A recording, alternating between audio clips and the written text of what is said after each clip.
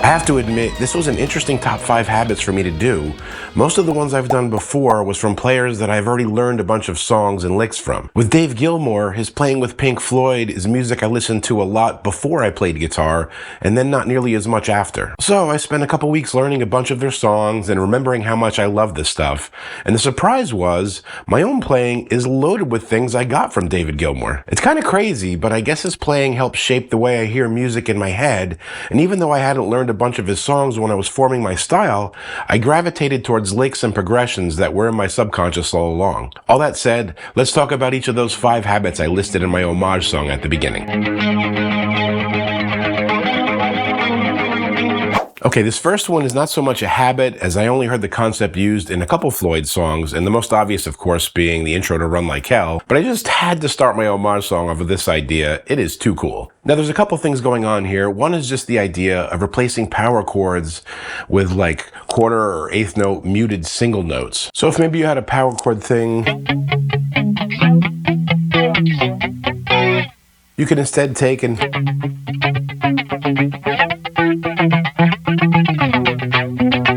much more moody, especially if you add the effects onto it. And what he did with the effects is something really cool and unique, which is to go with 2 delay pedals and set them off at different times. So I'll show you, I did this on a Kemper here, so I'll show you the 2 different delays individually. Now the homage song is set at the same tempo as Run Like Hell, which is 117 beats per minute. And my first delay is kind of like a quarter note delay. It's 360 milliseconds. And then the second delay is slower than that. It's like a dotted quarter. And when you put both of them together, it creates that trippy, almost gallop feel.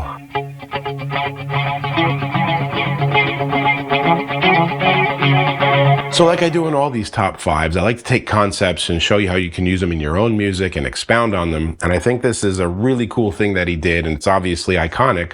But I think it can go in 5, 6, 7, 8, how many ever other directions, and you could use the concept all over in different parts of music. And indeed, just using the delay and single note types of riffs, even up higher,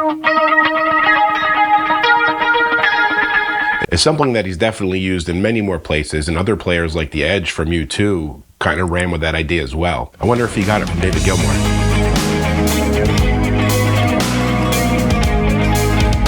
So habit number 2 has got a little bit more to do with how you think about constructing songs and recording them. And then the last 3 habits, we'll talk about specific licks of his. But this is something he did a lot, especially in the early days, where we would have a guitar on one side, usually an acoustic, strumming out a pattern, and then an electric guitar on the other side, playing something completely different that complemented it. So in the example, I had like a chord, playing those types of triads of A minor and C major. I had the other guitar outlining something an octave higher.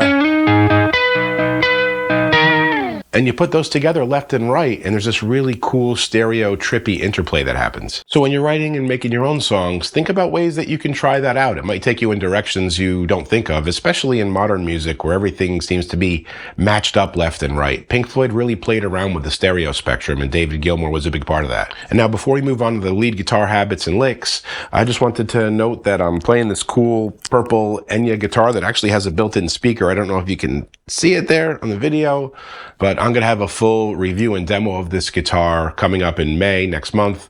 So please subscribe and all that if you're interested in finding out about this really cool guitar. Okay, this next habit is straight out of Comfortably Numb the first time I heard it. And if you weren't completely gobsmacked the first time you heard Comfortably Numb, then you might have stumbled across the wrong guitar channel. And I think of this one as kind of taking your basic D sus4 chord and turning it into a lead tool, and you fit it into the pentatonic scale. So if we're in A pentatonic, let's say,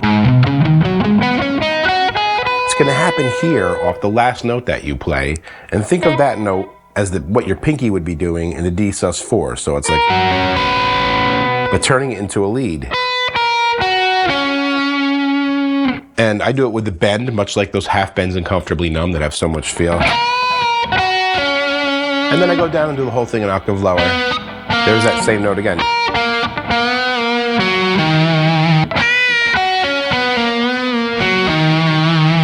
I use this in my playing so often that I can't even tell you how much. And again, I didn't realize I had picked it up from Gilmour, but it's all over the place. You can also do the sus4, by the way.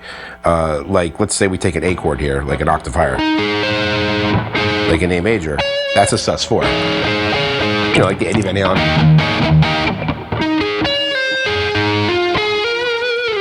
Got a great sound, and Gilmour uses that grouping of notes constantly. Now again, whatever key you're in, just the pentatonic minor, the last note. So if we were like in D, if we were in E up here, let's move on to the next one. Okay, now much like Comfortably Numb kind of helped me discover half bends, a lot of times David Gilmour takes the bend further. So if we're say in the key of A again, and I had bent here in the song from an A to a B, the next note after the B is a C and is in the key. So you can bend a step and a half. It's a really cool way to drive even more intense emotions into a bend. So a really easy concept to take all of your playing. You just have to know how far you can bend based on where you're at. And the strategy usually is to find a place where you have a half step right after a whole step. And don't get locked into just those pentatonic whole step bends. Don't be afraid to bend a little bit more. Okay, our last tip is definitely something Dave does a lot, and that is to use positional slides to get from one place to another. You know, we all kind of play in boxes. Maybe we know. Then we're up here, an octave. And instead of just moving around, he slides through the different scales or through the scale to get to the different places in the scale, essentially playing horizontally, which, by the way, I have a whole lesson on. I'll show it to you here, but I'll link it in the description below and at the end of this video in case you want to check that out. It's really eye-opening. So if we're in A like that song was, and I say want to get over all the way up to the octave, I could do something where I employ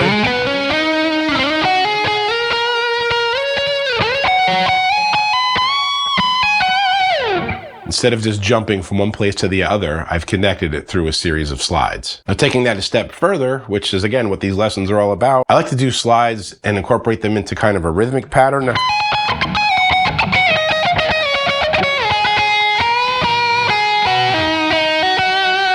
But just the very concept of moving in that horizontal fashion and sliding position to position is something that David Gilmour uses a lot. All right, those are the 5 things I heard in his playing all over the place and wanted to share with you, and hopefully you can use them conceptually in your songs. If there's a player you'd like to see me cover, let me know in the comments below, and any other questions, of course, I'll get back to you as soon as I can. And until next time, guys, keep making great music. Hey friends, don't forget to subscribe and turn on notifications. It makes the whole world better.